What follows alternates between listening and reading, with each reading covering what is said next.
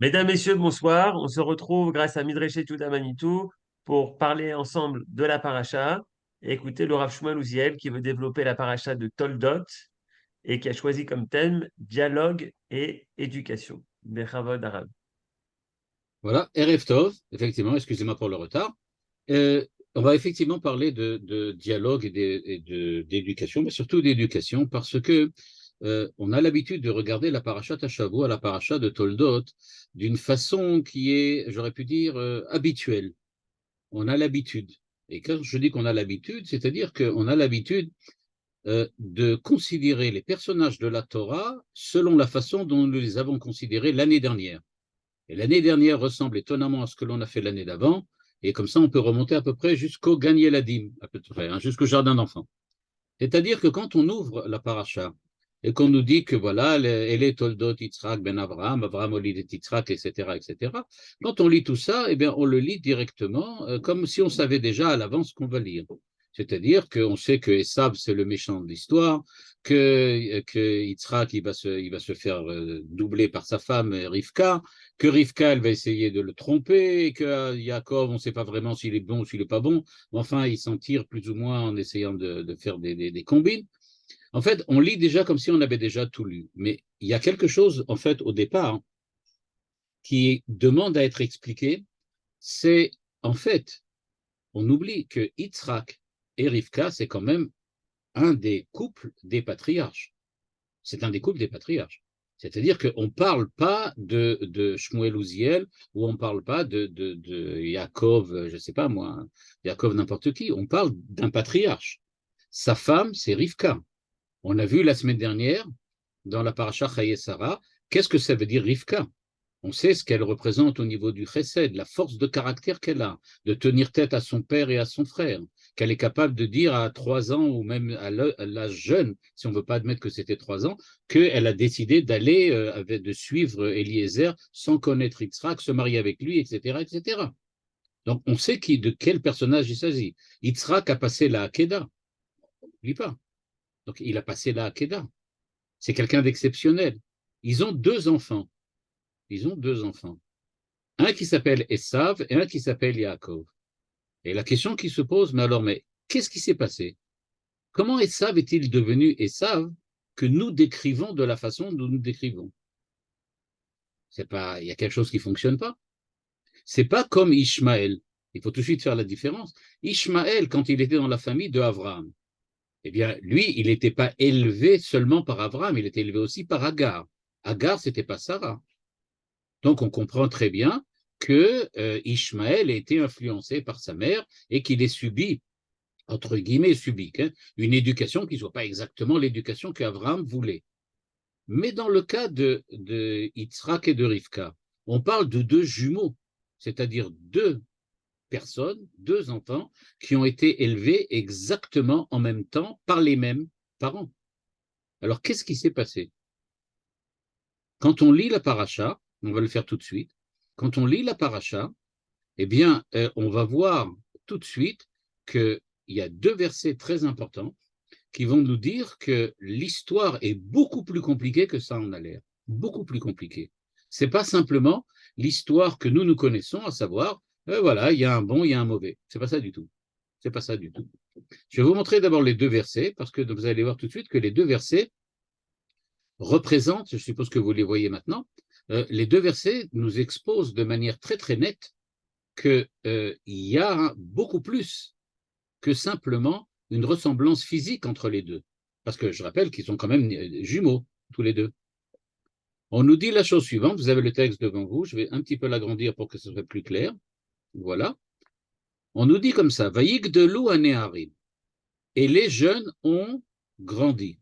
C'est-à-dire, regardez bien, on parle de deux enfants qui ont grandi, qui sont devenus maintenant pratiquement des adultes. Hein. Ou en tout cas, ils sont arrivés à l'âge de la bar mitzvah. Alors, qu'est-ce qu'on y découvre? Vaï Esav ish yodea saïd ish sadeh. Quand on lit cette phrase, il n'y a rien de négatif. Il n'y a absolument rien de négatif. Ou yodea saïd, c'est quelqu'un qui est un chasseur, ish sadeh, un homme qui a l'habitude de vivre dans les champs, c'est-à-dire dans la nature. Il n'y a pas vraiment de quelque chose de vraiment négatif là-dedans.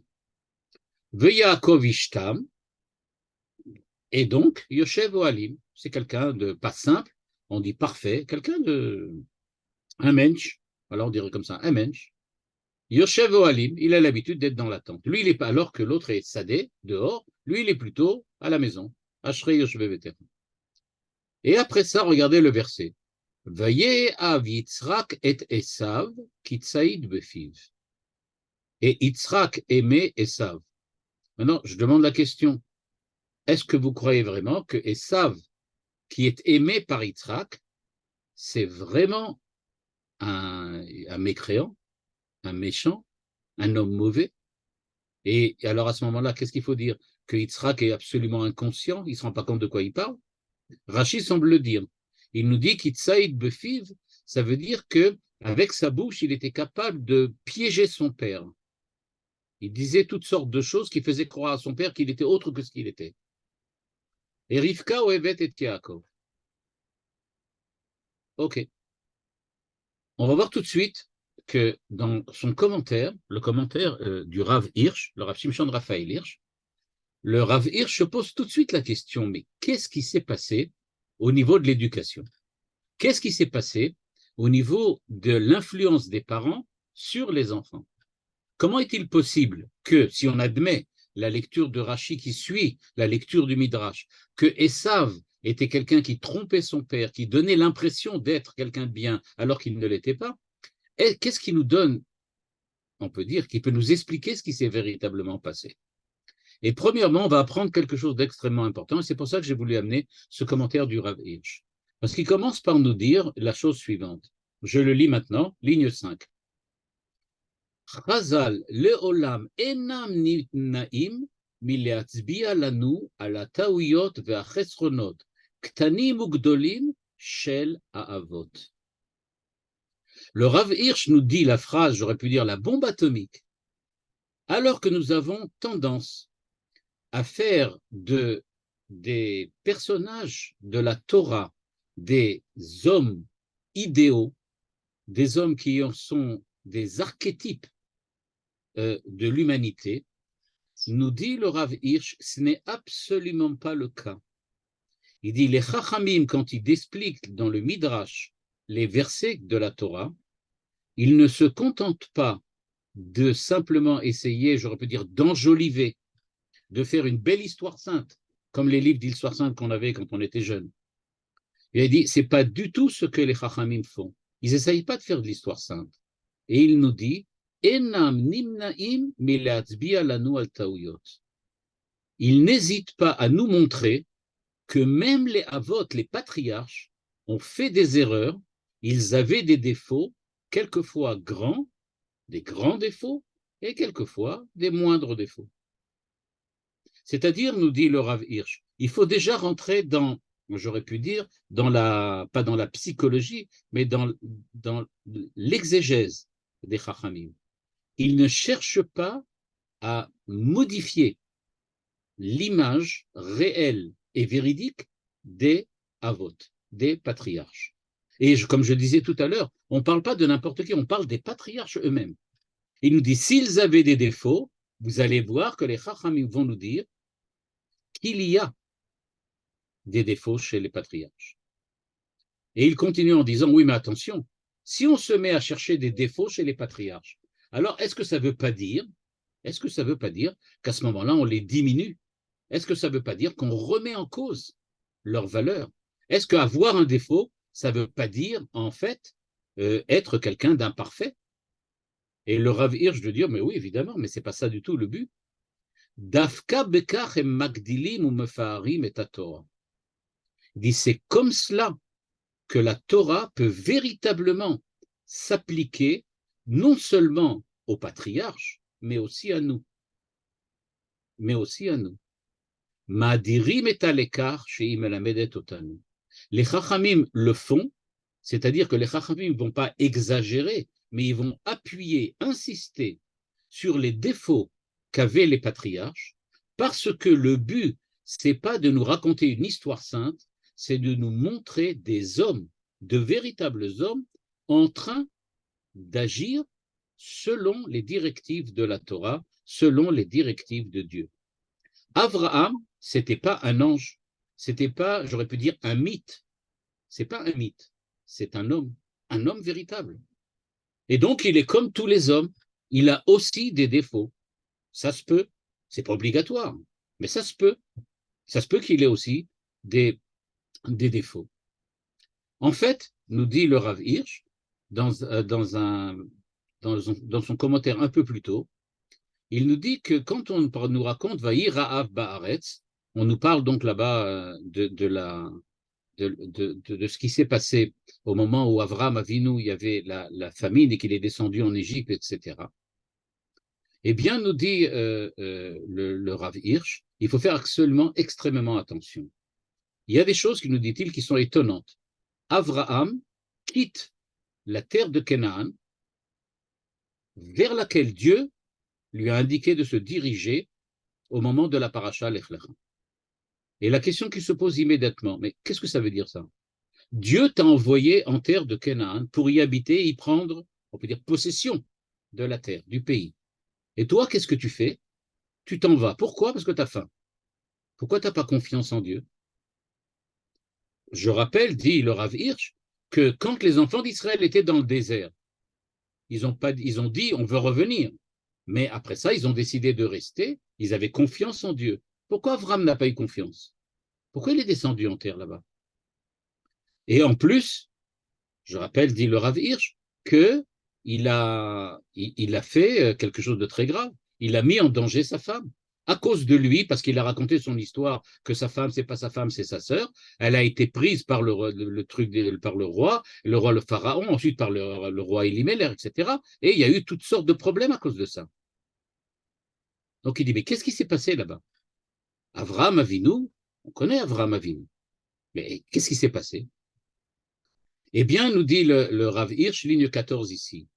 A Torah ena menasa letzayer et gdolenu ke anshe shlemut muchletet. La Torah ne décrit jamais les hommes, les personnages dont elle parle, comme si c'était des hommes parfaits complètement, absolument. Ce n'est jamais le cas. Pourquoi? Ena osa mishum adam Eloa. Elle ne fait d'aucun homme un Dieu, elle ne divinise absolument personne. Il n'y a aucun homme, si à moins qu'il soit vraiment parfait, qui est décrit comme un homme parfait. Aucun. C'est étonnant. Alors pourquoi? Qu'est-ce qui se passe véritablement? Eh bien, nous dit-il, on ne prend pas, et vous allez voir la puissance, j'aurais pu dire peut-être du raisonnement, mais ce n'est pas vraiment un raisonnement, mais de l'idée du Rav Hirsch. Il nous dit, dire qu'un homme comme Abraham est parfait, ou dire que Yitzhak est parfait, 100% parfait, ça voudrait dire qu'il faut prendre exemple sur lui et que la Torah nous demande de suivre l'exemple, la conduite exemplaire d'un homme exemplaire. Or, nous dit le Rav Hirsch, j'aurais pas pu dire à l'encontre ou à l'inverse, mais en tout cas différemment de ce qui se passe peut-être dans le catholicisme et dans le christianisme. Il nous dit, il y a une différence. On ne prend pas un homme comme un archétype de la perfection. Un homme n'est jamais tout à fait parfait. Alors que se passe-t-il vraiment?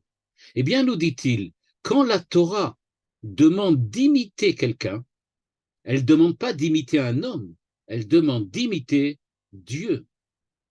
C'est-à-dire, elle nous décrit la façon dont Dieu agit, et elle nous dit, vous voyez comment Dieu agit?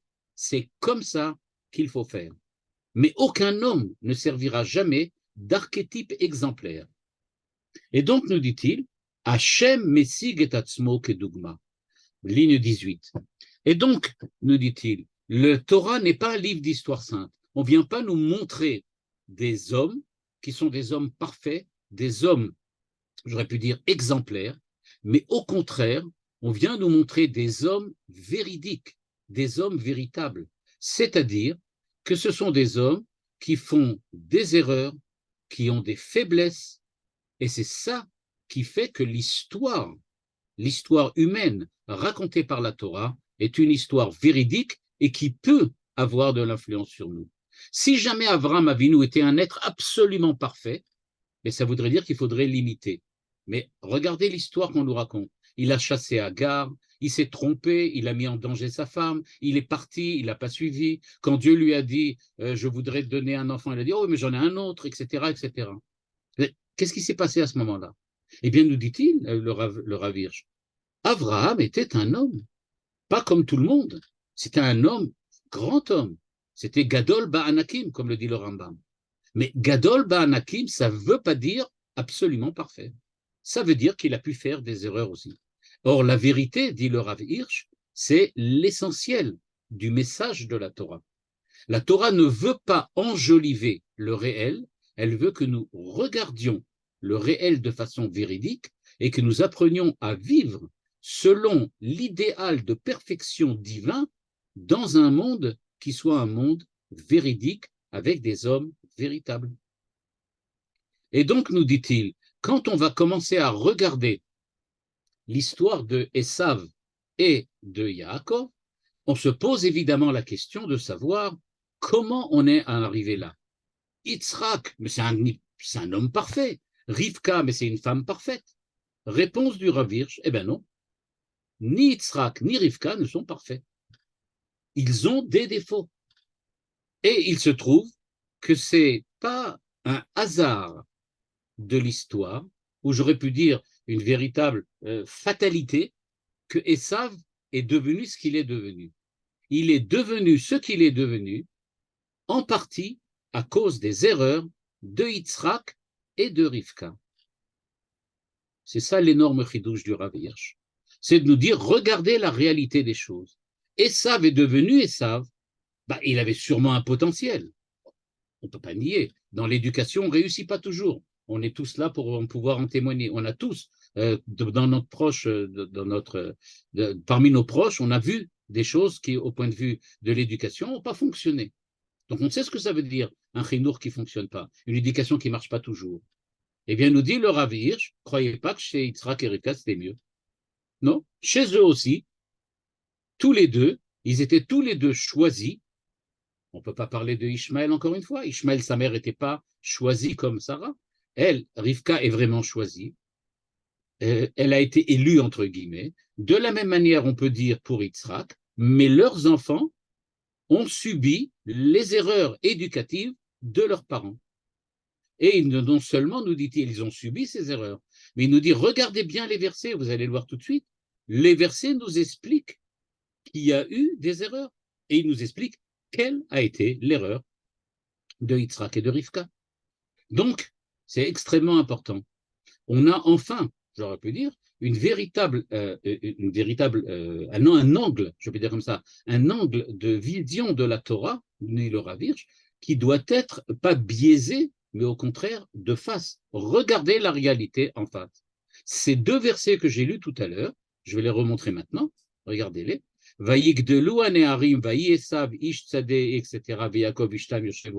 Ça va nous expliquer que c'est à cause de cela qu'il y a eu une erreur d'éducation. Et Vaïav, Yitzhak et Yitzhak, et Rivka, Ohevet et Yaakov, ça va être la conséquence de ces erreurs-là. Donc, nous dit le Rav Hirsch, il faut faire extrêmement attention. Qu'est-ce qui s'est passé? Ligne 27. Eh bien, nous dit-il, quand on va voir ce que dit le Midrash Rabbah, Bereshit Rabbah, on va découvrir que la véritable incompatibilité profonde entre Esav et Yaakov était due certainement à un potentiel, j'aurais pu dire, pas génétique, mais un potentiel qu'ils avaient, d'une certaine manière, bien qu'ils étaient tous les deux identiques, puisqu'ils étaient jumeaux, mais il y a eu aussi des erreurs d'éducation. Voilà ce que nous dit les Chachamim, Bereshit Rabbah, ligne 28, soulignée devant vous. Je traduis directement le texte, ligne 28, 29 et à la fin de la ligne 30, ce qui est souligné.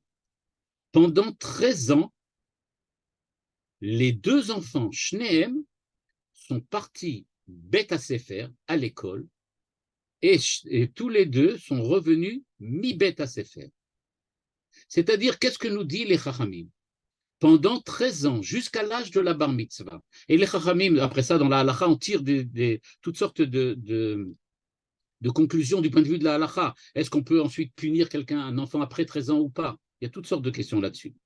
En tout cas, nous disent les Chachamim, pendant 13 ans, ils ont été à l'école, ils sont revenus de l'école. Qu'est-ce que ça veut dire? Ça veut dire qu'ils ont été éduqués de la même manière, dans la même école, de la même façon. Ce qui veut dire, d'après les Chachamim, ils n'ont pas subi, mais ils ont bénéficié de la même éducation, tous les deux, et Esav et Yaakov. Et pourtant, disent les Chachamim, après 13 ans, un a continué à aller vers le Beth Midrash et l'autre est parti faire de l'idolâtrie. C'est-à-dire, nous dit le Rav Hirsch, les Chachamim nous disent, ils ont eu la même éducation, c'était donc la même famille, avec les mêmes parents, et pourtant, l'éducation identique, ça a donné un idolâtre et de l'autre côté, l'héritier d'Abraham, l'héritier de Yitzhak, à savoir Yaakov. Et nous dit le Rav Hirsch, ligne 30, il dit personne, c'est le problème, il dit personne des deux, nous dit le Rav Hirsch, c'est-à-dire personne des deux, Yitzhak et Rivka, n'a fait attention pendant 13 ans qu'en fait, Esav et Yaakov étaient différents, bien qu'ils soient des jumeaux. Bien qu'ils soient des jumeaux. D'où ce que dit le verset au début. Vayigdelu haneharim, et au bout de 13 ans, brusquement, on s'est rendu compte que la propension naturelle de Esav, c'était d'aller à la chasse et de vivre dehors, avoir une vie d'action, alors que plutôt Yaakov était plutôt un homme méditatif qui aimait plutôt réfléchir, penser, vivre à l'intérieur du bétail. Ça a pris 13 ans pour le voir. On s'en est rendu compte que beaucoup trop tard.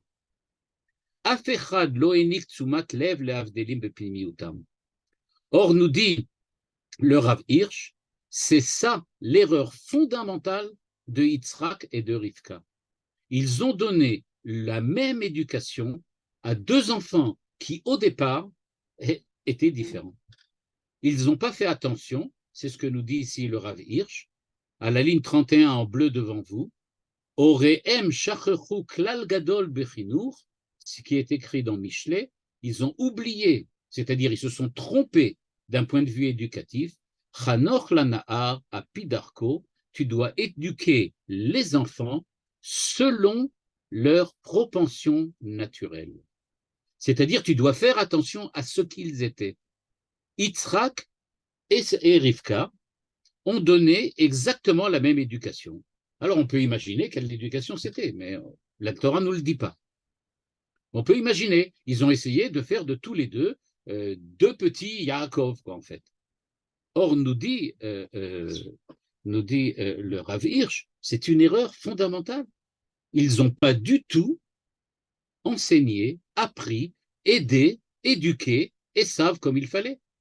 Ils ont pris Esav et ils ont essayé d'en faire, je ne sais pas moi, imaginons, aujourd'hui on dirait comme ça, il y a un gosse qui est plutôt un sportif, et on l'a mis dans une classe pendant 13 ans, et on lui a demandé d'étudier de la Mishnah, de la Gemara, etc. Mais lui, ça ne lui dit rien du tout. Lui, il veut être sportif. Il n'en a rien à faire de tout ça. Ça ne lui dit rien, ça ne lui parle pas. À quoi ça sert tout ça? Eh bien, nous dit-il, voilà. Il y a un problème d'éducation fondamentale, et la Torah ne nous cache pas. Il y a eu un problème. Les Chachamim le soulignent en disant, pendant 13 ans, on leur a donné une bonne éducation, ils ont été dans une bonne école, ils ont été au Cheder, ils ont étudié la Gemara, la Torah, tout ce que tu veux ensemble, mais ce n'était pas ça ce qu'il fallait pour Esav. C'était l'erreur de Yitzhak et de Rivka. Ils ne se sont pas rendus compte que Esav était différent de Yaakov. Peut-être que le fait qu'ils soient jumeaux, ça a entraîné effectivement les parents à penser qu'ils étaient plus ou moins différents, égaux, pardon. Et nous dit le Rav Hirsch, Kol yelet tzarich le'adrich u'lechaven kefi haderech hameyuchad ba'avuro. Il dit le principe de l'éducation, nous dit le Rav Hirsch, c'est de savoir trouver vers quoi tend le caractère, la psychologie de l'enfant et essayer de l'aider à se développer dans la direction qui lui sera bénéfique. Ota derech hamatima letrudot u'netiot hachavuyot be'omkei ishiyuto. d'après sa personnalité intime. Il faut véritablement savoir lire la personnalité intime des enfants. On en a tous l'expérience, c'est loin d'être évident. Et regardez ce qu'il rajoute, que Adam ou que Yehudi. Il faut en faire un homme et il faut en faire un juif.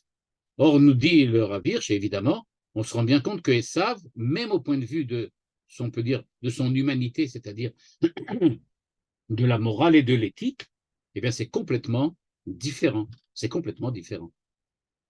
Eh bien, donc, nous dit-il, c'est ça, véritablement, l'erreur, l'énorme erreur qu'ont fait Yitzhak et Rivka. Ils ont décidé, chacun pour des raisons peut-être différentes, des Ragav.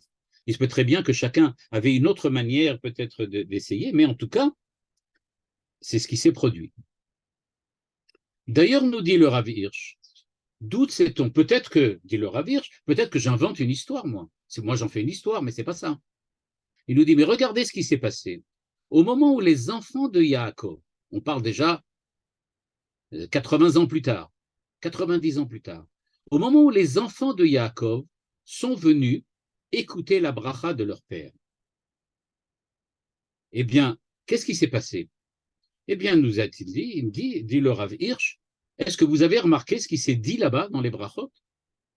Pourquoi Yaakov n'a pas dit je vous bénis mes enfants, que vous soyez tous des grands talmidei chachamim, des rabbanim, et je ne sais pas moi, et des nevim? Pourquoi il ne les a pas bénis d'être des nevim? Et il a dit non, il y en a certains, il leur a dit vous allez être des chasseurs. Et l'autre, il a dit vous allez être des pêcheurs. Au troisième, il a dit vous allez travailler, vous allez être des kohanim. Vous allez être des lévim, etc., etc., etc. Vous allez être des rois. Vous allez être des militaires, etc. Mais d'où c'est ça? Eh bien, nous dit le Rav Hirsch. Eh bien, Yaakov a compris. Il y a quelque chose qui s'est passé entre-temps. Il s'est bien rendu compte de ce qui s'est passé quand lui était enfant. Et donc, quand il bénit ses enfants, eh bien, nous dit-il, regardez, je lis la ligne 4, Lo amdu le negedenav, l'ora kohanim umoreora. Il n'a pas dit à tous ses enfants, vous allez être des kohanim et vous allez être des enseignants, ou plutôt des rabbanim, on dirait aujourd'hui. Il leur a pas dit, vous allez tous être des prêtres et des rabbanim. Pas du tout. Il a dit, il y a des gens qui vont être des leviim, il y a des gens qui vont être des rois, des fonctionnaires, il y en a qui vont être des commerçants, il y en a qui vont être des artisans, il y en a qui vont être des militaires, etc., etc., etc. Il dit, chacun des enfants de Yaakov avait une capacité qui était particulière et qui doit servir pour faire l'ensemble de Klal Israël. Et dit, l'ensemble de Klal Israël, ce sont des Talmidei Chachamim, des Rabbanim, ce sont des militaires, ce sont des commerçants, ce sont des enseignants, ce sont des scientifiques, etc., etc., etc. Et comme le dit la Torah elle-même, Ish asher ke birkato birer otam. Écoutez bien la phrase. Ish asher ke birkato. Chacun selon sa propre bénédiction, birer otam, il les a bénis. C'est-à-dire que Yaakov Avinu n'a pas reproduit l'erreur de Yitzhak et Rivka, et que lui, quand il a béni ses enfants, on en est exactement à ce point-là avec Esav et Yaakov, quand il a béni ses enfants, eh bien, il a cherché véritablement quelles étaient les propensions de chacun, quelles étaient les éventualités positives que chacun pouvait développer, et c'est cela qu'il a appuyé et qu'il a essayé de mettre en exergue grâce aux brachot qu'il leur a donné. Kol echad le fitrou notav ameyuchadot dit le Rav Hirsch. Et d'ailleurs, nous dit le Rav Hirsch, et c'est tellement évident qu'on se demande comment ça s'est passé avant. Parce que, dit-il, c'est évident, l'alliance que Dieu a fait avec les Havot, c'est une alliance qu'il a fait avec l'ensemble du Klal Israël, c'est-à-dire avec l'ensemble de la nation d'Israël. Or, l'ensemble de la nation d'Israël, c'est pas seulement des rabbanim et des kohanim, c'est aussi des militaires et des enseignants, etc., etc., etc. Et il nous dit à la ligne 8, ce qui est en bleu, surligné en bleu devant vous, Tachlit abrit ilivnot chaim leumiim shlemim al kol tsurotehem ashonot. La finalité de l'alliance avec Dieu, c'est de créer véritablement dans le peuple d'Israël une vie véritablement nationale, parfaite, entière, pleine, selon toutes les facettes de cette vie-là. Parce que le but, comme le disait Manitou, on l'a vu l'année dernière, pratiquement à tous les cours, l'ishmor derech Hashem, la'asot tzedaka ou mishpat. C'est-à-dire garder la voie de Dieu qui est de faire la justice et la bienveillance, la bénévolence. Donc, nous dit-il, il faut bien regarder cela. Il y a une complexité de la personnalité et une complexité de l'ensemble d'Israël. La bracha que Abraham a donnée à Yitzhak, que Yitzhak va transmettre à Yaakov dans peu de temps maintenant, dans la paracha, eh bien, quand il va la transmettre, on va voir tous les problèmes qui vont se passer avec Esav, etc. Mais quand il va transmettre cette bracha, avec tout ce qui s'est passé, eh bien, il faut savoir que cette bracha, c'est l'alliance que Dieu a fait. Or, Dieu a fait une alliance, pas seulement avec des Talmidei Chachamim et des Rabbanim. Il a fait une alliance avec le peuple, c'est-à-dire avec une vie d'un peuple qui vit selon on peut dire comme ça, une dimension absolument entière et parfaite. Et donc, nous dit-il, c'est pour cela que, je lis ce qui est écrit en bleu, Tsurat Chinur Shetoshiv Talmid ke Yaakov veTalmid ke Esav al Sasam Limudim Echad באותו סדר יום ובאותו דרך לימוד, ותגדל את שניהם לחיי לימוד ומחשבה, סופו שתקלקל בטוח אחד מהם. Et donc, dit-il, en mettant sur le même banc Esav et Yaakov, il était sûr qu'il allait sortir un des deux raté. Un des deux ratés. Yaakov a eu la chance d'être celui qui a été attiré par la sagesse, par la chorma, nous dit-il, alors que Esav a compris que ce n'est pas pour lui, que ça ne lui parle pas, que ça ne l'intéresse pas, que ce n'est pas quelque chose qui lui apporte quoi que ce soit, et c'est pour ça qu'il a tout rejeté d'un coup. Donc nous dit le Rav Hirsch, eh bien en fait, on attendait d'Esav quelque chose d'autre que ce qui est arrivé. Le Esav que nous décrivons, c'est le Esav qui a été la conséquence d'une part du caractère inné qu'il a eu. Bah oui, chacun de nous naît, on voit même pour des familles, si vous avez eu l'occasion de le voir, on voit très souvent de deux jumeaux qui sont différents de leur point de vue, de leur caractère et de leur vie, on peut dire, et même quelquefois de leur attirance. Mais il dit, c'est évident que c'était comme ça. Mais là, la Torah dit bien, ah oui, il y a eu une erreur. Il y a eu une erreur. Or, dit-il, Yaakov et Esav, bien qu'ils étaient différents, c'était quand même des jumeaux. C'était quand même des jumeaux. Et donc, nous dit-il, on ne sait pas ce qui s'est passé.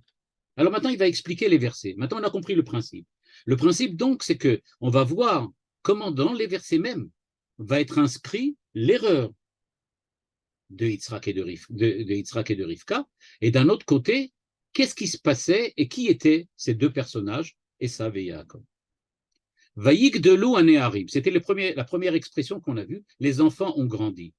Nous dit le Rav Hirsch, c'est seulement une fois que les enfants ont grandi et sont devenus des hommes que brusquement, surprise, voilà deux frères qui sont identiques parce qu'ils sont jumeaux, qui ont eu la même éducation, qui ont eu les mêmes parents, qui ont fait les mêmes études et qui pourtant sont complètement différents.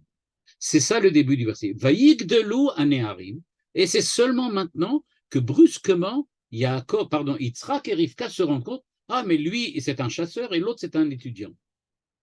Mais qu'est-ce qui s'est passé pendant 13 ans? C'est ce que les Chachamim disent. Mais qu'est-ce qui s'est passé pendant 13 ans? Qu'est-ce que vous avez fait? Vous en êtes pas rendu compte? Et maintenant, qu'est-ce que ça veut dire Esav? Et là, moi, ce qui m'intéresse, c'est la personnalité d'Esav. Qui était Esav? Parce que là, vraiment, comme je sais, nous, on voit bien ce qui s'est passé par la suite. Okay, et je ne rentre pas dans tous les détails qu'on a vus l'année dernière avec Manitou, Esav, la chrétienté, l'Occident, etc., etc. Mais qu'est-ce que c'était Esav, le Esav de l'époque? Il nous dit, il s'appelait Yodéat Saïd, il savait chasser, Ish Sadeh, c'était un homme des champs, c'est-à-dire un homme extériorisé qui allait dehors. il nous dit, regardez bien, quand on voit le verset nous dit la chose suivante. Esav est chasseur qui va dans les champs. Yaakov était un homme tam, parfait, entier, complet, qui était plutôt un homme d'intérieur. Il nous dit chasseur, ça veut donc dire pas un métier, mais ça veut dire de la même manière que Yaakov est décrit comme Ishtam, un homme parfait, d'une perfection, semble-t-il, du point de vue du comportement, de la morale et de l'éthique. Donc Ishtam, un homme parfait, un homme bien, on va dire comme ça, un homme bien, Ishtam. Ça veut donc dire que Ish Saïd, c'est parallèle à un homme bien. C'est pas pour nous dire un métier, parce que sinon ça ferait bizarre. Ça voudrait dire comme ça, Esav était spécialiste de la chasse et il travaillait et il était plutôt un homme de sortie, d'extérieur. Alors que Yaakov était quoi? Alors on attend son métier. Alors dis-nous, qu'est-ce qu'il fait? C'était un chasseur, c'est quoi? Ah non, non, c'est pas un chasseur, c'est un homme parfait. Mais non, ça correspond pas. Chasseur, c'est pas parallèle à parfait. Donc, nous dit-il, c'est tout simplement qu'on n'a pas compris qu'est-ce que ça veut dire tsaïd. Il nous dit que tsaïd, qu'est-ce que ça veut dire? C'est pas du tout son métier. Son métier, c'est ish sadeh. Ça oui, ça c'est le métier. Comme Yoshev Ohalim, c'est le métier d'Yaakov. Métier d'Yaakov, c'est Yoshev Ohalim. C'est comme ça il passe sa vie. J'aurais pu dire à quoi il se consacre. Il se consacre à rester à l'intérieur. On va voir tout de suite ce que ça veut dire. Et ça, c'est celui qui se consacre à sortir. Mais alors maintenant, qu'est-ce que ça veut dire la tsoud, chasser? Eh bien, nous dit-il que le mot tsoud, sod, il fait un jeu de mots avec tsoud et sod. Il dit en fait, un chasseur, c'est quelqu'un qui a la créativité, une inventivité, et il met en place, j'aurais pu dire comme ça, il planifie. Il est capable de planifier. Un chasseur, c'est quelqu'un qui planifie. Il sait ce qu'il veut faire, il sait ce qu'il veut obtenir, et il a la patience d'attendre le temps qu'il faut jusqu'à ce que son plan arrive à la perfection et qu'il arrive à pouvoir attraper l'animal de la façon dont il a prévu de pouvoir l'attraper. Alors il met en place des pièges, il met en place des leurres, il fait toutes sortes de choses pour arriver à attraper l'animal qu'il veut attraper. Et dis donc, ce qui s'est passé, c'est que Saïd, c'est quelque chose qui montre qu'il est capable, effectivement, comme le disent les Chachamim, de faire croire à l'animal qu'il chasse qu'il n'est pas un danger pour lui. Même si l'animal le croise, il ne se rendra pas compte qu'il y a un chasseur devant lui. Il ne se rendra pas compte parce qu'il aura l'impression qu'il fait partie du décor, qu'il n'est pas dangereux, qu'il n'est pas truc. Mais en fin de compte, le chasseur a mis un plan en place. Il sait ce qu'il veut faire. Il veut attraper l'animal, il va réussir à l'attraper. Et donc, c'est quelqu'un qui a de l'inventivité, de la créativité. Il est capable de leurrer, de montrer un certain visage alors qu'il en a un autre. Il se déguise. Et donc, nous dit-il, il est capable de faire tout cela. En fait, nous dit-il, c'est quelqu'un qui a l'intention de tuer l'animal, mais il ne le montre pas, il le planifie de manière extrêmement précise jusqu'à ce qu'il arrive à mettre en place l'appareil qui va définitivement pouvoir faire disparaître l'animal. Nous dit-il aujourd'hui, il a dit ça a un nom. C'est un métier, ça. Il a dit c'est un métier. C'est-à-dire arriver à tromper les autres et les piéger. Il dit aujourd'hui, on appelle ça la diplomatie. C'est ce que le terme qu'utilise le Rav Hirsch. On utilise, c'est la diplomatie. C'est-à-dire comment je peux piéger, chasser. J'ai des intentions qui sont absolument pas celles que tu crois. Je suis là, je suis venu, je te dis que je veux A, B, C, D. En fait, mon but, c'est E, F, G, H. C'est tout à fait autre chose. Mais j'ai mis tout en place, une planification et des trucs pour te piéger, te tromper, me cacher, te cacher, etc. Il a dit, on appelle ça de la diplomatie. Il a dit, Esav était un diplomate spécialisé. Il dit, c'est ça ce qu'il était. Au niveau de l'animal, c'était la chasse. Au niveau des hommes, c'était comme un diplomate. Il est capable de montrer qu'il n'est pas dangereux, alors qu'en fait, c'est peut-être la personne la plus dangereuse qui se trouve là. Il est capable de piéger, il est capable de mettre en place des leurres, de faire montrer comme un prestidigitateur. Il est capable de détourner l'attention sur autre chose pendant qu'il fait ce qu'il a véritablement envie de faire. Et donc, nous dit-il, c'est quelqu'un qui sait se contrôler, quelqu'un qui sait inventer, quelqu'un qui est capable donc de toutes sortes de calculs qui lui permettent d'arriver à ses fins. Et surtout, nous dit le Rav Hirsch, il a de la patience. Il a de la patience. Et si maintenant vous regardez cela, regardez ce qui s'est passé après. Quand Yaakov s'enfuit, après avoir acheté le droit d'aînesse, et qu'il a donc eu effectivement le droit d'aînesse, c'est lui qui est devenu l'aîné, il l'a racheté. Eh bien, Esav a attendu combien de temps? Tout le temps où Yaakov était là-bas, pendant 22 ans. 22 ans. Esav a attendu. Il avait de la patience. Il avait déjà tout prévu. Il savait que Yaakov allait revenir. Eh oui, il a hérité. Donc, il va revenir prendre son héritage un de ces jours. Eh bien, Yaakov va revenir prendre son héritage. Esav est patient. J'attendrai 22 ans. Pas de problème. Autant qu'il faudra. Et quand il va revenir, je serai prêt. Moi, je serai là. J'aurai mon armée, j'aurai les hommes, j'aurai les trucs. J'ai rien à perdre, rien à attendre. Tant qu'on est vivant, tout va bien. Et vous allez voir que tout de suite, après, dès qu'il va rencontrer Yaakov, qu'est-ce qui va se passer? Tout ça, c'est dans Vaïshlach la semaine prochaine. Mais qu'est-ce qui va se passer? Il va lui dire, est-ce que tu veux pas que je t'accompagne? Est-ce que tu veux pas que je t'envoie? Et Yaakov a tout de suite compris, oh là, j'ai compris à qui j'ai affaire.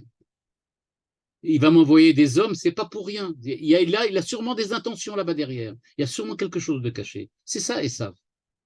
Esav donc lui dit, moi, j'ai pas du tout besoin de me venger rapidement. Il dit, non, j'ai pas besoin. Tu t'es enfui, très bien, j'attendrai 22 ans. Dans 22 ans, on se rencontrera et on verra qu'est-ce qui va se passer à ce moment-là. Et donc, ce que nous dit la Torah, et ce que nous dit donc ici le Rav Hirsch, il a dit, ben en fait, il est devenu Ish Sadeh parce que, oh, il a dit, c'était pas ça. Tout ça, il aurait pu le mettre au service d'Israël, au service de l'Israël dans lequel il aurait dû faire partie, dit le Rav Hirsch. Au départ, il aurait dû faire partie d'Israël. Il était prévu qu'il soit à l'intérieur d'Israël. Il y a un très beau texte que j'aurais pensé amener aujourd'hui, mais je ne sais pas si on aura le temps de le voir, mais ah ben non, on n'aura pas trop le temps, un très beau texte du Rav Luria, le Rav Luria nous dit, écoutez bien, il nous dit, si l'éducation de Yitzhak et de Rivka avait marché, eh bien, jamais Yaakov aurait eu besoin de se marier avec Rachel et Léa. Jamais. Pourquoi est-il parti chercher une femme et c'est Rachel et Léa là-bas? Pourquoi? Il n'aurait pas eu besoin. Pourquoi? Esav aurait rempli le rôle de Rachel et Léa. Esav aurait rempli ce rôle. C'est lui qui devait le remplir. Regardez, il a les capacités, il a la patience, il a l'inventivité, il a la créativité, il a surtout on peut dire comme ça, toutes les capacités pour se connaître comment vivre dans le monde et comment s'en tirer. Je rappelle que Manitou disait que Esav, du point de vue numérique, du point de vue de la gematria, Esav, c'est la même gematria, le même nombre, la même valeur numérique que Shalom, la paix. Or, dit-il, le Dor Manitou demandait, mais enfin, c'est une absurdité. La bracha qu'il a reçue, c'est Al-Kharbecha Tirye. Tu dois vivre avec ton épée. Qu'est-ce que ça veut dire Shalom? Il dit oui, parce que Esav, pour lui, le monde de la guerre, le monde de la lutte, le monde de la diplomatie, le monde des tromperies et des leurres, c'est un monde dans lequel il est en paix. C'est un monde dans lequel il se sent parfaitement à l'aise. Il est à l'aise dans ce monde-là. Alors imaginez si on avait eu, nous aujourd'hui, on avait créé un Israël avec une partie d'Israël qui s'appellerait Esav et qui était capable de faire ce genre de choses-là. Capable de faire, comme on en aurait besoin aujourd'hui, je ne sais pas quoi, de la Hasbara en Chutz Laaretz, c'est capable de montrer aussi au monde entier qu'on a raison. Eh bien, nous dit-il, c'est ce qui s'est passé. Et nous dit-il, par contre, Yaakov, il y a Ishtam, c'est un homme parfait. Et donc, nous dit-il, oui, mais qu'est-ce que ça veut dire Ishtam? Parfait, entier. Quand on dit quelqu'un d'entier, ben, nous dit le Rav Hirsch, ça veut dire quoi entier? Ben, ça veut dire qu'il est mono-orienté. C'est-à-dire qu'il a une idée, il est Isha Chesed, Isha Tov, et il le fait à fond. Il a donc toute sa vie, il l'investit, il est parfait. Et donc, nous dit-il, il est capable de vivre à l'intérieur de la société. Il appelle ça Yoshev Ohalim. Il est donc quelqu'un qui est installé parmi les tentes, c'est-à-dire il est installé dans la société. Par contre, qu'est-ce qui s'est passé? Eh bien, il s'est passé que Esav, après 13 ans d'éducation inadaptée, il est devenu Ish Sadeh, ce qu'on appellerait aujourd'hui un hors-la-loi ou quelqu'un qui est un décalé social. Il est sorti de la société. Il n'était plus capable d'être social. Il n'était plus capable d'être socialisé. C'est ça ce qui s'est produit. Il dit il aurait dû être une très grande force et énergie à l'intérieur de la société, alors que ça n'est pas du tout sorti. Et donc, pour résumer ça pour le moment, l'éducation des 13 premières années, comme nous ont dit les Chachamim, a entraîné des différences. Un est sorti hors la loi, c'est-à-dire qu'il est sorti hors de la société, il est devenu un spécialiste de la diplomatie et de la tromperie et des combines. L'autre est devenu quelqu'un qui fondamentalement est prêt à aider la société et à la fonder. Ensuite, dit le Rav Hirsch, le verset continue en disant Yitzhak aimait Esav et Rivka aimait Yaakov. Nous dit le Rav Hirsch, waouh, qu'est-ce que c'est que cette histoire? Dans une famille, vous voyez le père dire ah moi je préfère celui-là, et l'autre qui dit ah, non non non non moi je préfère celui-là. Qu'est-ce que ça veut dire? Il dit mais qu'est-ce que ça veut dire? Il dit ce qu'il faut, c'est que les parents aiment les enfants identiquement tous. Mais ça ne veut rien dire cette histoire-là que un choisit l'un et que l'autre choisit l'autre. Il a dit d'ailleurs aujourd'hui, aujourd'hui c'est un des trucs dans le chinour et dans l'éducation, aussi bien à l'école que dans les familles en psychologie. Donc elle en dit tout de suite. C'est pas parce qu'un enfant vous a déçu que ça y est, on ne l'aime plus. Ça veut rien dire. Il a choisi un autre chemin que vous. Ok, ça veut rien dire. Il y a une très très belle phrase du Rav Zaks, Zichrono Libracha, Zecher Tzadik Libracha, qui dit la chose suivante. Il dit les parents doivent aimer les enfants, même si les enfants les déçoivent. Et il termine, il dit ça, et il dit cette phrase-là, puis après il dit, d'ailleurs, remarquez bien, c'est exactement ce que Dieu fait par rapport à nous. Parce que nous, on le déçoit à peu près tout le temps. Et pourtant, il nous aime quand même. Donc il dit, si Dieu nous aime, même si on le déçoit, alors bien évidemment, nous, comme j'ai dit tout à l'heure, on doit prendre exemple sur lui et aimer les enfants, même s'ils nous déçoivent et même si on n'est pas, exactement comme on aurait voulu qu'il soit. Et donc, nous dit-il, qu'est-ce qui s'est passé? Eh bien, il s'est passé que Yitzhak était attiré par Esav parce que justement, il a vu chez Esav ce qu'il manquait chez lui. Qu'est-ce que Yitzhak se reproche? Yitzhak, lui, il est celui qui a subi la Hakeda. Celui qui est resté, j'aurais pu dire, véritablement comme il s'est véritablement écarté, sorti du monde. Il vit complètement à l'écart de toute la société. À chaque fois qu'il va s'installer, il ne s'installe jamais dans la ville. Il s'installe toujours à l'extérieur, toujours à l'écart des autres.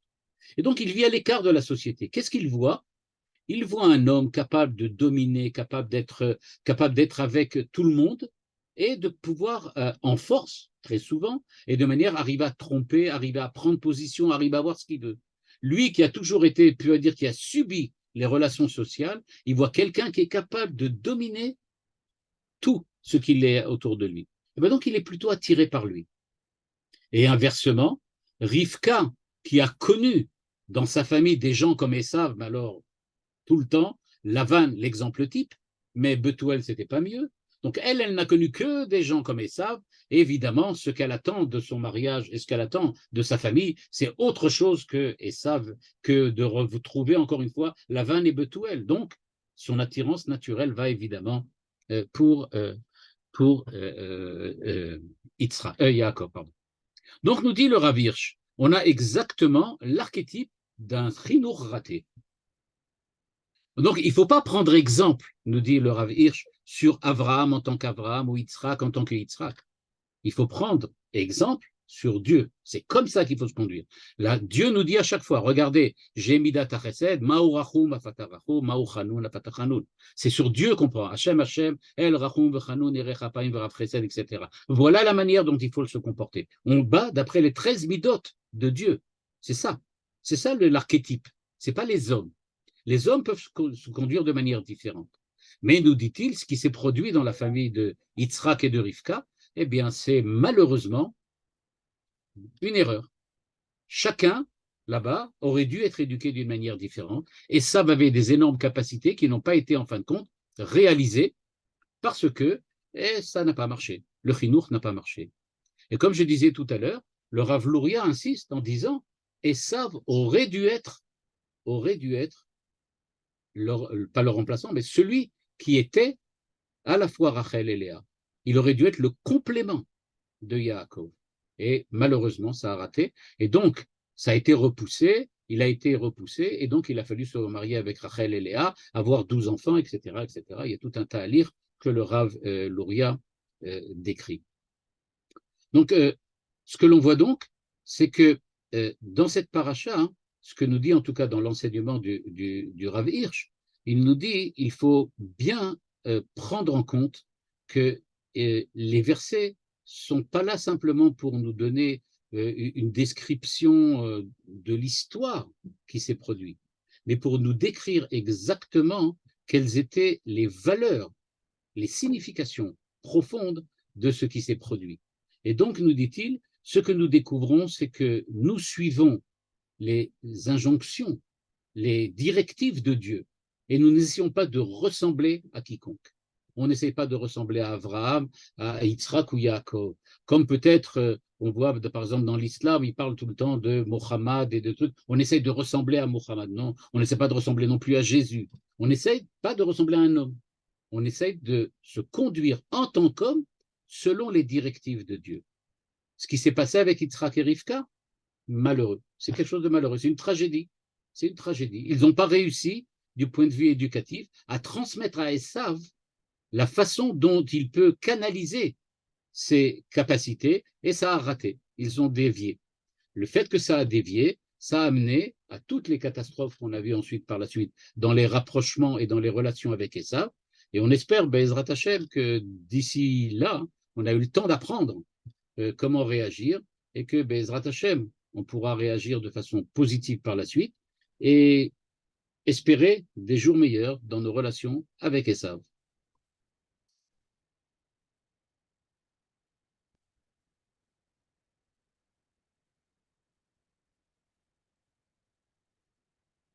Regardez si vous pouvez ouvrir les trucs, les micros.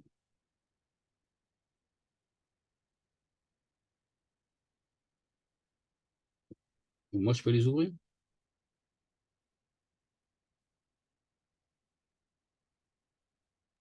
Yofi, Toda Barav. Je vois Alex qui lève la main.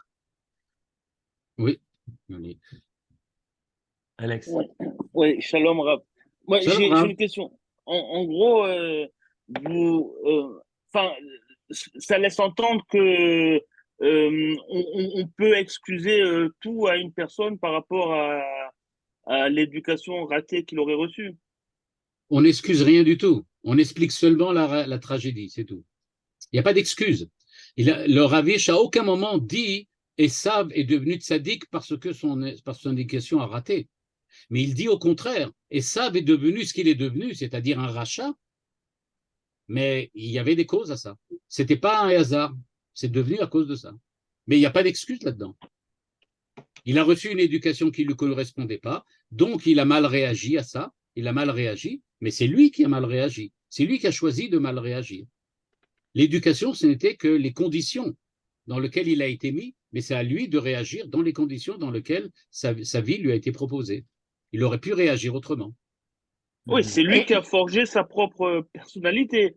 Ben On ne peut exactement. pas imputer ça ni à Yitzhak ni à Rivka. Non, mais on peut imputer à Yitzhak et Yaakov la responsabilité d'une éducation qui non seulement n'a pas permis à Esav de se développer, mais qui en fait lui a mis des obstacles en route, et ces obstacles, malheureusement, il n'a pas réussi à les franchir. Et il est Voilà. tombé. Vous avez répondu à ma question, merci Rav, pour la Ah, responsabilité. Monsieur Benichou, allez-y. Vous avez présenté comme le grand pédagogue. En fait, Jacob a fait les mêmes erreurs. Il en a fait des plus graves encore avec Yosef et ses frères. Ce qui me fait dire, est-ce qu'il n'y a pas une autre vision de ce texte? il serait une vision plutôt mystique, car depuis la création du monde, quand on parle des hommes, on voit qu'il y a des différences. Il y a sans arrêt des différences. Et je pense ensuite aussi à ce fameux Midrash qui dit que lorsque Rivka passait devant un endroit, un Beth Midrash, c'était Jacob qui bougeait, tandis que quand il passait devant une maison de luxure, c'était Esav. Donc on a l'impression que c'est quelque chose de très, très profond, beaucoup plus profond encore que l'éducation. C'est la raison pour laquelle je vous pose la question, est-ce qu'il n'y a pas une vision des kabbalistes, des mystiques, etc., qui pourrait nous donner une analyse différente? C'est deux analyses parallèles. C'est pas différent, c'est parallèle. C'est-à-dire que la vision kabbalistique essaye de définir dans le cadre de l'évolution historique depuis la création du monde, comme vous avez commencé à le dire, jusqu'à l'arrivée du Mashiach, que représente l'épisode Esav Yaakov au niveau des personnages, hein, pas ensuite parce qu'il va se développer, mais ce que représente cet épisode-là comme étape à l'intérieur de l'évolution. Manitou, sans arrêt, il revenait, quand on en a parlé les années précédentes, dans lequel il disait toujours que, en fait, la Torah dans le Sefer Bereshit nous présente des archétypes de situations qui vont se retrouver encore ensuite par la suite. Mais ça nous montre comment ces situations vont évoluer. Mais ce que dit le Rav Hirsch, il nous dit oui, cette situation comprenait aussi l'éducation de Yitzhak et de Rivka. C'est-à-dire qu'elle nous dit l'éducation, ou on peut dire ça en tout cas, le principe éducatif qui doivent engendrer une société d'Israël qui soit une société saine, doit tenir compte du fait qu'il y a des différenciations entre les hommes et pas essayer de s'axer sur accès dans le champ de l'axe, de s'axer sur une espèce d'uniformité qui peut être dangereuse, comme dans le cas de Esav. C'est-à-dire, ça ne remet pas en cause, je ne pense pas que c'est différent, mais je pense que c'est parallèle. Au niveau historique, les kabbalistes ont raison, que représentent Esav et Yaakov? C'est effectivement des étapes du point de vue de la création de l'identité, du point de vue de la forme d'humanité qui a été mise en place et mise en cause au moment de la rencontre entre Esav et Yaakov. Mais tout cela, ça ne répond pas à la question de qu'est-ce qui s'est passé avec Esav et Yaakov, monsieur Esav et monsieur Yaakov. Là, il nous dit, le Rav Hirsch, regardez, là, il y a l'enseignement de l'éducation. Mais c'est parallèle. Ou complémentaire, peut-être même complémentaire. Merci. Monsieur Villers. Bakasha. Oui, bonjour, bonsoir à tout le monde, bonsoir. Il y a Bakasha. quelque chose que j'ai entendu qui est très intéressant, qui nous concerne aussi, c'est le fait qu'on dit Esav sonnait Yaakov, ou quelque chose comme ça, mais on ne dit pas Esav sonnait Israël.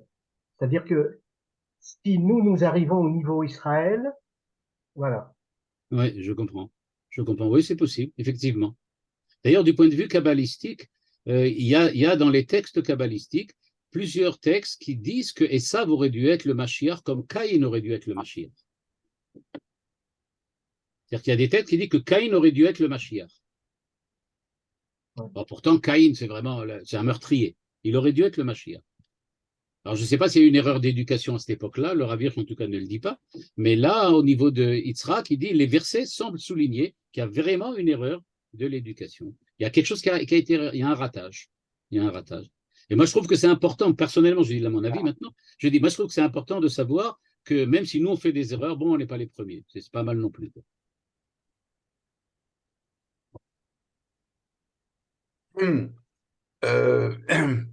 Bonjour et merci.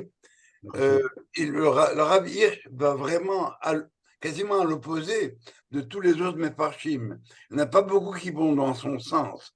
On essaie justement au contraire d'expliquer, et Manitou le fait admirablement, pourquoi est-ce que la compatibilité de Israël pour Esav.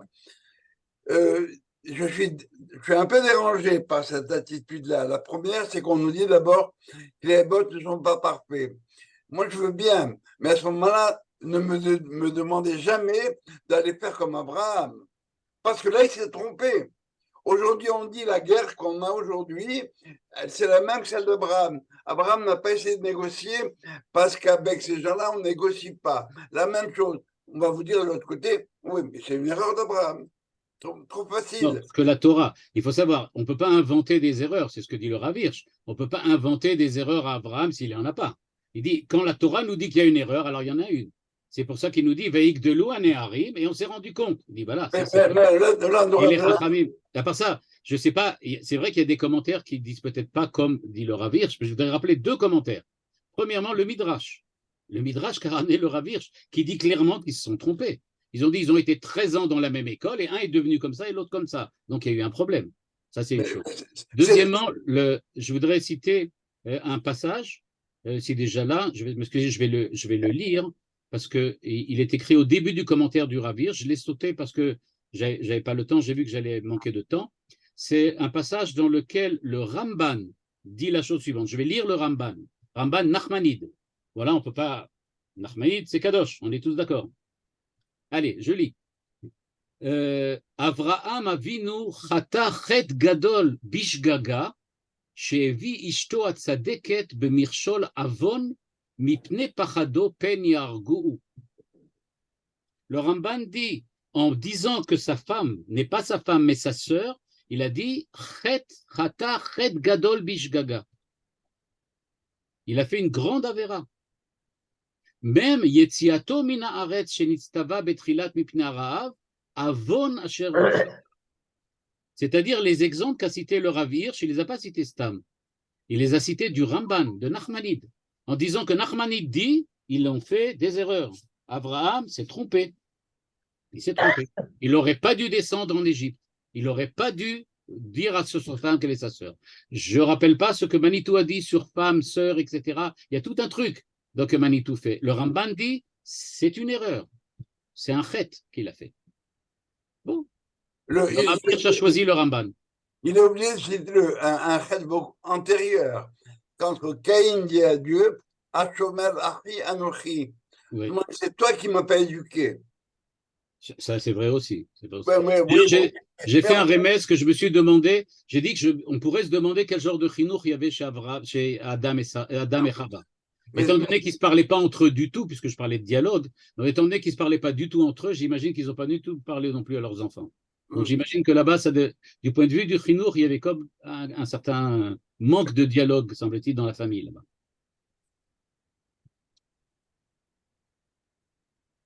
Bon, ça laisse mal à l'aise quand même. Hein. Je ne sais pas si vous êtes bien là-dedans, mais moi, je suis...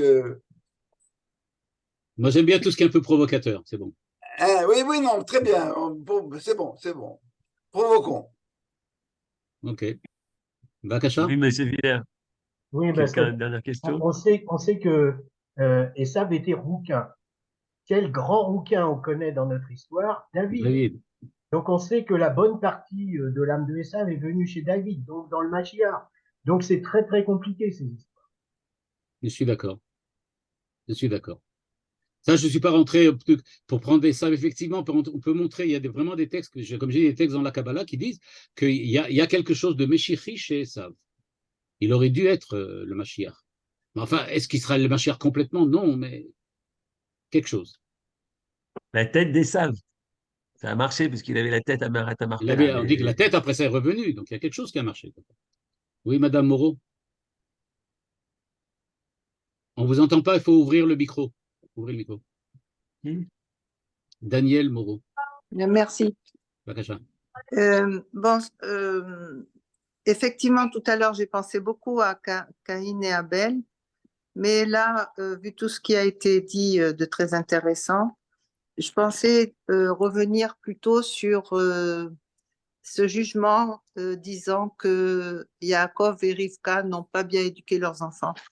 Au bout de 13 ans, il me semble qu'il y a une part de l'éducation où on fait tous nos efforts pour corriger certaines choses et la relation entre les frères, mais malgré tout, il y a quand même un caractère dominant chez chacun de nous que les parents ne peuvent pas changer.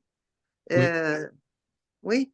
C'est pour ça que le Rav Hirsch, je reviens aussi là, je relis encore une fois le texte, c'est pour ça que le Rav Hirsch dit bien clairement, il dit dans son texte qu'il a dit l'orak beshel netioteem activiot.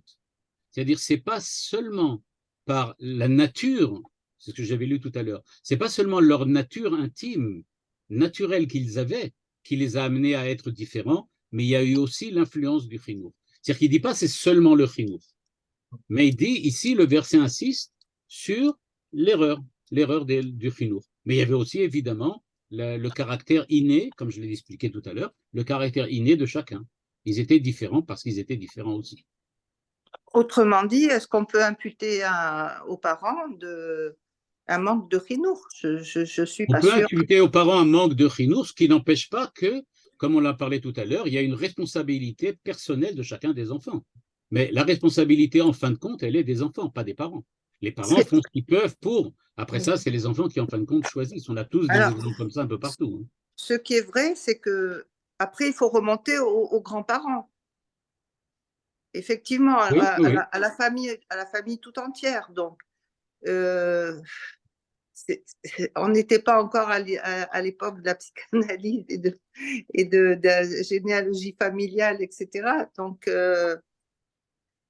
ça donne à réfléchir, voilà.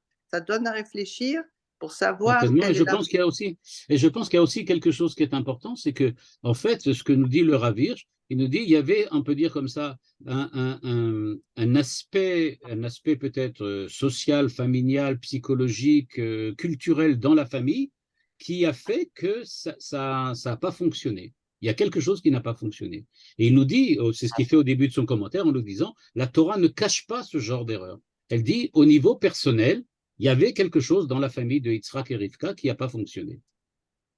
Heureusement qu'ils n'ont eu que 2 enfants. Sinon, on pense aux familles nombreuses. Bah oui, dans les familles nombreuses. D'ailleurs, c'est un fait que dans les familles nombreuses, les parents disent toujours, et tout le monde dit, ah, j'ai donné la même éducation à tous mes enfants, regardez, il y en a un qui est comme ça, il y en a un qui est comme ça. Ben, le Rav Hirsch aurait répondu, c'est justement ça le problème. C'est justement ça le problème.